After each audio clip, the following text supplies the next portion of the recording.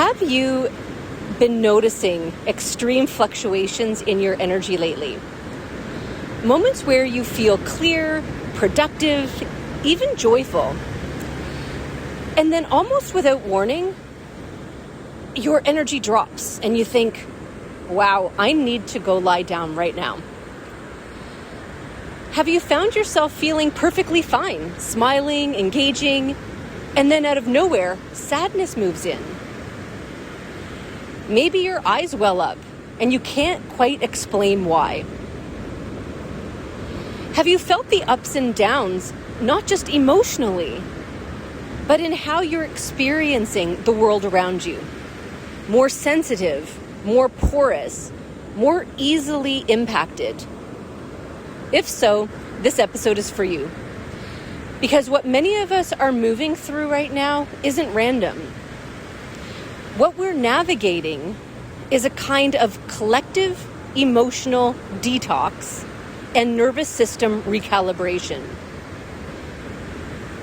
When there are global shifts, uncertainty, conflict, acceleration, rapid change, our nervous systems register it. Even if we're not consciously tracking headlines, even if we think we're doing fine. And for those of us who are energetically attuned, sensitive, aware, we often process more than just our own personal experience. So today, I want to share about what this has looked like in my own system, because I know that many of you are moving through something similar, and I want to normalize it. And I'll walk you through a 3-layer process that can help you move through this with more steadiness and more ease. Not to make it go away, but to stay embodied while it moves. So if you're ready, pull up a comfy chair, invite in your soul, and be open to receive exactly what you need to live, be, and thrive as the embodied soul you are. This week has been incredible highs and lows, waves of emotion, many of them coming out of nowhere with no explicable catalyst or ignition point. Just moving along in my day, feeling fairly productive, and then I watch one short video, something relaxing and engaging. 5 minutes later, I felt myself move into sadness. My body went heavy. I felt tears well up in my eyes. And to be clear, the video had nothing to do with sadness. It wasn't highly emotional. It was about how your brain works, very mental, very focused. And like many of us do, I questioned it. What provoked that? What stimulated this emotion I'm feeling? We're so taught to ask, what was the thought I was thinking that created this emotion? But in this case, there was nothing I could put my finger on. And what I later recognized was this. Yes, we're navigating individual emotions catalyzed by our lived experience and what we consume, but we're also navigating and processing the collective energetic field. A majority of you listening to this are also processing and navigating collective energies. Even when things are not specifically in our awareness, we are innately energetically connected. We're experiencing the things in the world around us. Now, here's the nuance. For those of you who just said, oh good, it's not me, I didn't do something wrong, there are 2 things I want to say. You are absolutely not doing anything wrong. And if you are experiencing it, it means you still have a thread of that energetic signature within you. Not because you failed, but because you have the capacity, even unconsciously, to process collective energies.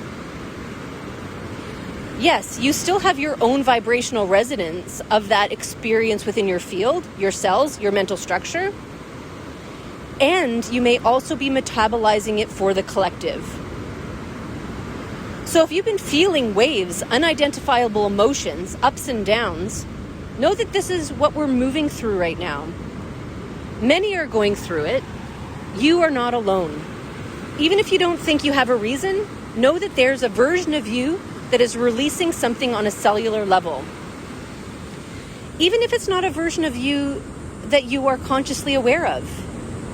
Because remember, we're working on multi-dimensional layers right now, including our idea of past, future, parallel versions of us.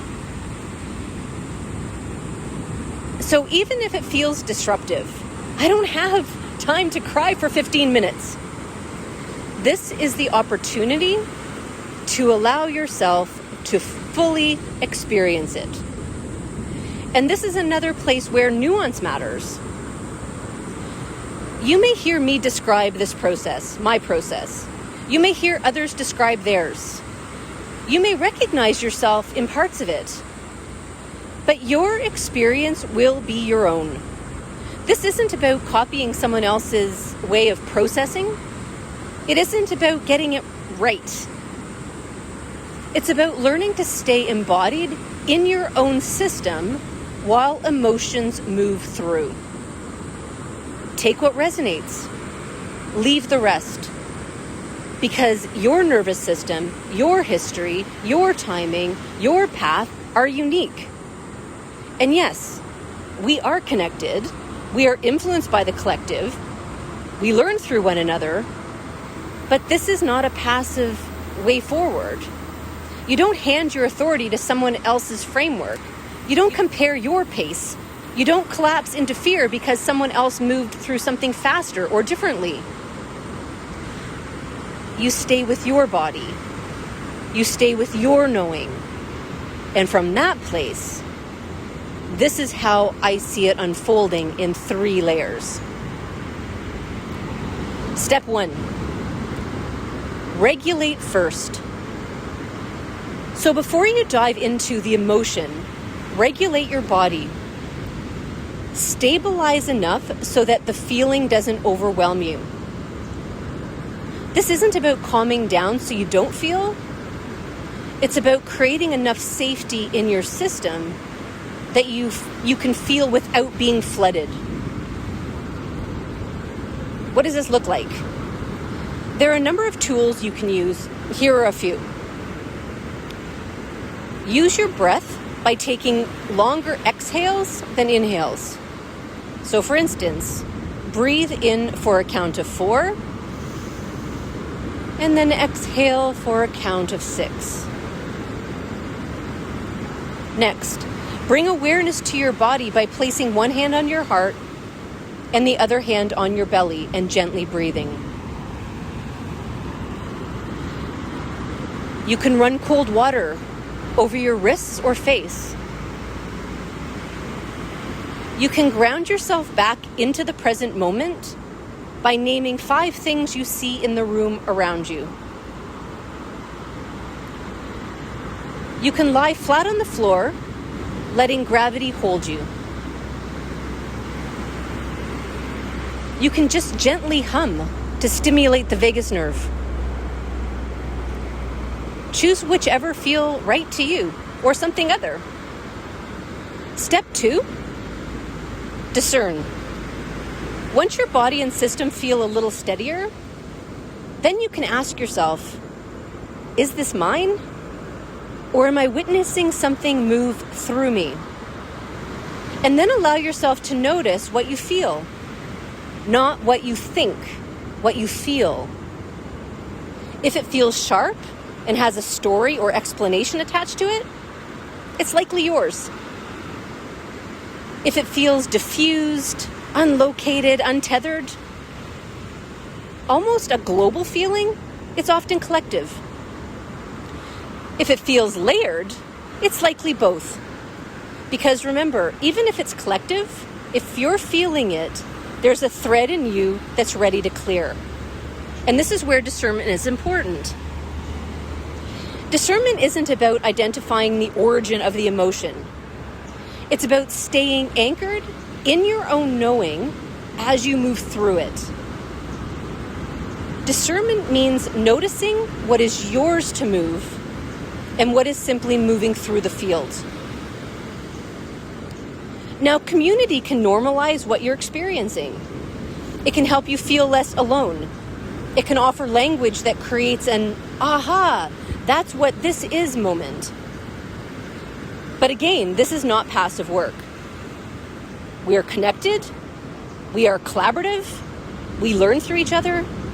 But discernment means you use others' experiences as tools, not instructions. You stay embodied in your own process. Step 3, move it.